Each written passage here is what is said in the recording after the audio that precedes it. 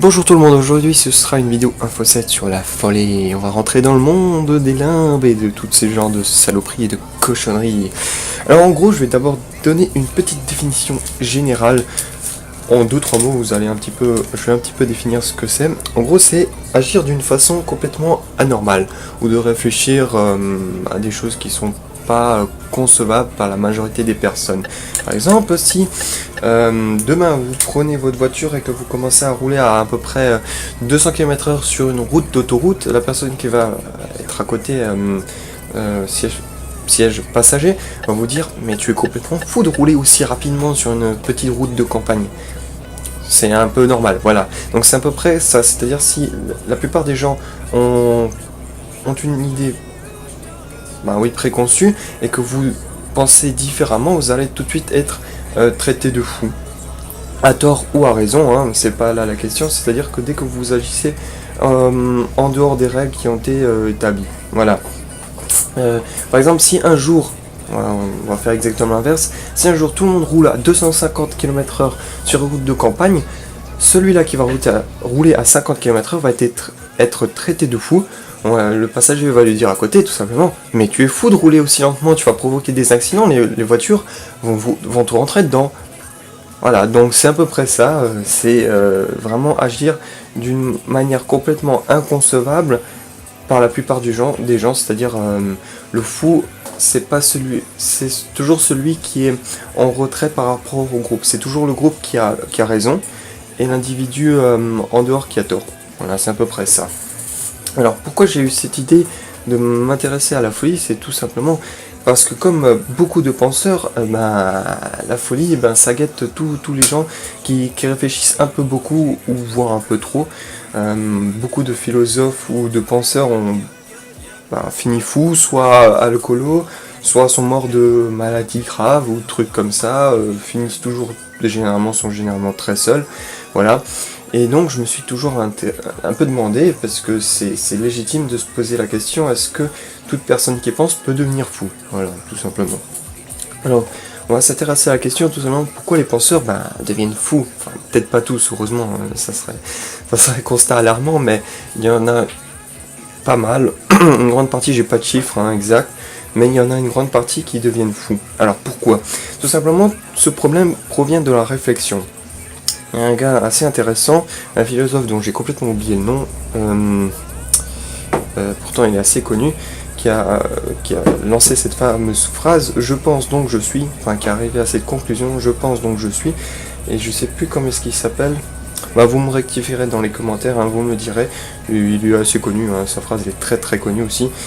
En gros, il y a une petite anecdote assez intéressante à propos de lui, c'est qu'à un moment, c'est mon prof de philo qui me l'a dit, il disait que la réflexion ça lui faisait des mal de crâne assez énormes, et lorsqu'il voulait se reposer il faisait tout simplement des calculs.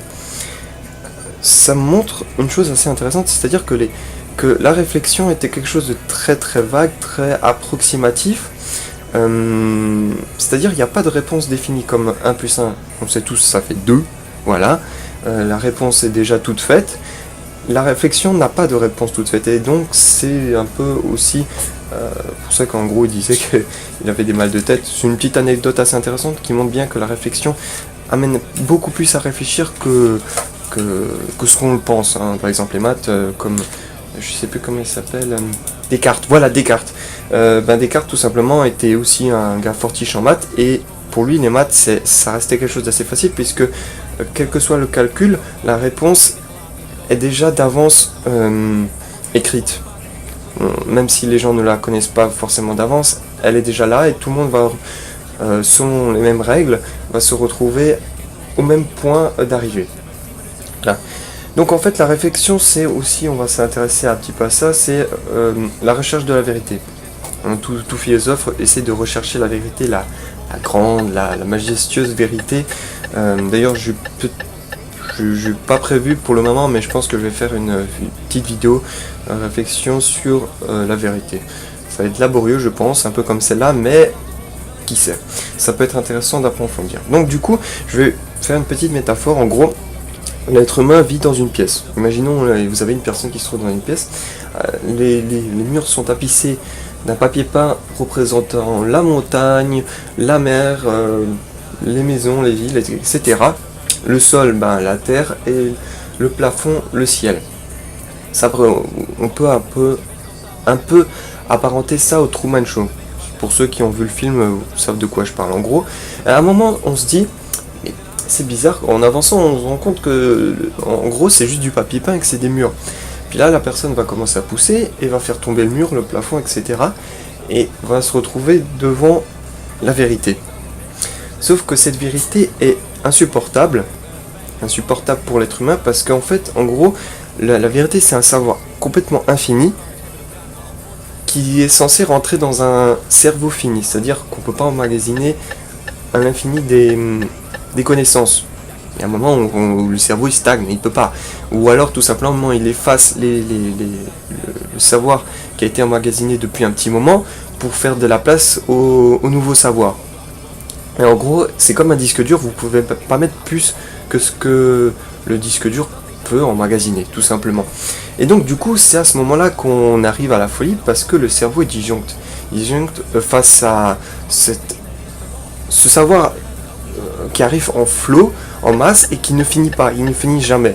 C'est-à-dire que même si une personne se dit, bon, maintenant je vais réfléchir du matin au soir jusqu'à la fin de ma vie, et même s'il a une espérance de vie assez bonne et qu'il vit jusqu'à 100 ans, même à 100 ans, il continuera à apprendre des choses et il n'arrêtera pas.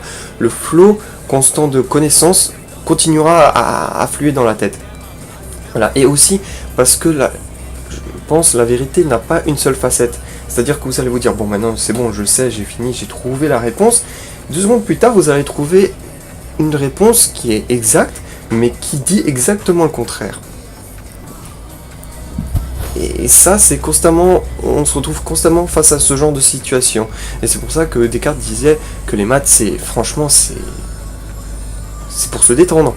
Parce que le calcul est défini à l'avance, c'est-à-dire la réponse est définie à l'avance. Quoi qu'il arrive, tout le monde trouvera la même réponse si on fait bien le calcul.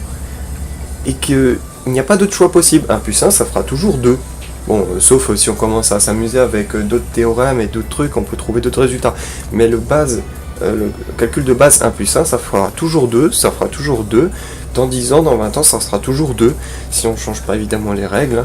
Mais en gardant ces règles, dans 100 000 ans, ça sera toujours 2. Alors que les réponses philosophiques, les réponses, oui, à certaines questions, changent. Et de plus, il y a même certaines questions qui n'ont pas de réponse. Enfin bref. Donc cela amène les gens à réfléchir, mais en réfléchissant à l'extrême, on commence à disjoncter parce que même en cherchant vraiment à fond, de manière volontaire, on ne trouve pas de réponse. Et plus on avance, et plus on se rend compte que la réponse, il n'y en a pas en fait. Il n'y en a pas. Plus on avance, et plus on se rend compte qu'on en sait moins. De moins en moins en fait. Et il y a un philosophe grec qui avait dit que la seule chose dont il est sûr, c'est qu'il ne sait rien. Je sais plus, en fait, je me plante toujours avec Platon, Socrate et le troisième, je me souviens plus. Je sais plus c'est lequel des trois qui avait dit ça. Je crois que c'est le plus vieux. Je crois que c'est Socrate. Non, je vais pas dire de conneries, c'est un des 3 philosophes grecs importants qui sont assez connus. Il y en a un qui a dit tout simplement, phrase célèbre, je sais que je ne sais rien. Voilà, c'est la seule chose dont il est sûr. Et c'est à peu près le seul constat que même aujourd'hui, avec toutes les technologies, tout ça, c'est la seule chose dont on soit sûr encore aujourd'hui. Même aujourd'hui, on n'en sait toujours pas plus sur le sens de la vie, etc. etc. Donc en gros, le stade de folie, c'est tout simplement l'absence de frontières et de fondations stabilisantes. Avant, nous avions des frontières, nous sommes rentrés dans cette conscience que ces frontières, elles nous empêchent de voir la vérité, mais quand on a tout simplement abattu les frontières, on s'est rendu compte que c'est pas forcément mieux et que cette absence de frontières nous fait disjoncter tout simplement parce qu'on n'est pas capable. Je pense que même, c'est à peu près... comme pour peut-être pas HAL, non mais même les PC, les ordinateurs, si ils seraient confrontés à ce genre de truc, tout simplement ils buggeraient. Voilà. Donc on va bientôt terminer la vidéo. En fait, là on va essayer d'aborder les pistes de réflexion pour trouver une solution, une pseudo-solution à ce problème. En gros, comme toute chose, la réflexion poussée à l'extrême est nocive pour l'être humain. Pousser n'importe quel concept, n'importe quelle chose à l'extrême, ça devient nocif. Par exemple, vous prenez de la drogue. C'est mal, si vous en prenez trop, c'est clairement mal. Tout le monde est d'accord pour cela. Mais la drogue est aussi utilisée dans la médecine à petite dose, comme de vrais médicaments. L'uranium ou plutonium, je sais pas, je vais pas dire n'importe quoi, mais un des métaux radioactifs est utilisé dans la médecine. Il y a des métaux radioactifs qui sont utilisés dans la médecine. À petite dose, ça sert beaucoup, ça peut même sauver des vies, c'est très utile, mais à grande dose, on sait tous très bien ce que ça donne, que de la merde. Voilà. Pareil, les explosifs, quand c'est maîtrisé à petite dose, ça aide beaucoup. Les mines, exactement, pour faire des brèches, etc. Mais bon, à grande dose, ça donne des catastrophes. Feu d'artifice, c'est pareil. Quand c'est maîtrisé, à petite dose, ça peut faire de choses de très intéressantes. Feu d'artifice du Nouvel An. Mais ensuite, quand ça fait péter tout un entrepôt, ça fait pas mal de dégâts, voilà. Donc c'est pas non plus super intéressant, et donc du coup, tout concept, toute chose poussée à l'extrême est nocif pour l'être humain. Donc voilà. Sinon, chose intéressante, vous pouvez aller voir Minute Papillon sur la vidéo sur la drogue. Il en a fait 3, donc il s'est bien attardé sur le sujet. Et ce qui est intéressant, c'est qu'ils vont faire un parallèle. Parce que toute personne qui est soumise à une drogue va commencer à dire des conneries, mais n'importe quoi, dire des phrases qui n'ont ni queue ni tête. Vous allez voir, alors je sais que, comment il s'appelle, Damien, je sais plus trop quoi, un youtubeur assez connu aussi, il avait fait une vidéo spéciale sur le Québec, où il présentait des vidéos assez virales, voilà, qui ont fait à peu près le buzz, et il a montré une vidéo d'un gars qui s'est enregistré sous l'influence de drogue. Et qui déblatérait des conneries, mais alors vraiment des conneries, hein.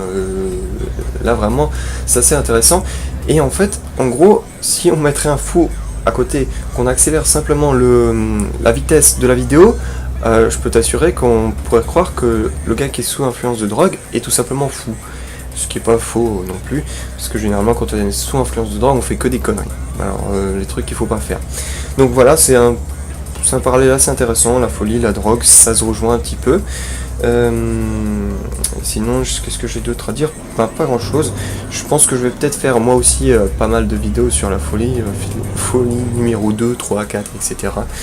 Parce que c'est vraiment intéressant, et puis il y a pas mal de choses que les gens ne connaissent pas, c'est-à-dire qu'ils ont leurs idées a priori, mais ils se sont jamais trop penchés dessus, et du coup, c'est pas grand chose en réalité. Voilà, même juste en réfléchissant sans même forcément lire de livres, on peut en apprendre pas mal en se mettant soi-même dans les conditions d'un fou. On peut en apprendre pas mal de choses, et certaines frontières peuvent s'estomper et nous apprendre davantage. Bref, je vais pas vous embêter plus que ça, n'oubliez pas de liker, mais même si c'est pas forcément une vidéo joyeuse, favori, abonnez-vous si vous avez envie. On va se retrouver de toute façon pour d'autres vidéos Info 7, et moi je vous dis à ciao, bonsoir.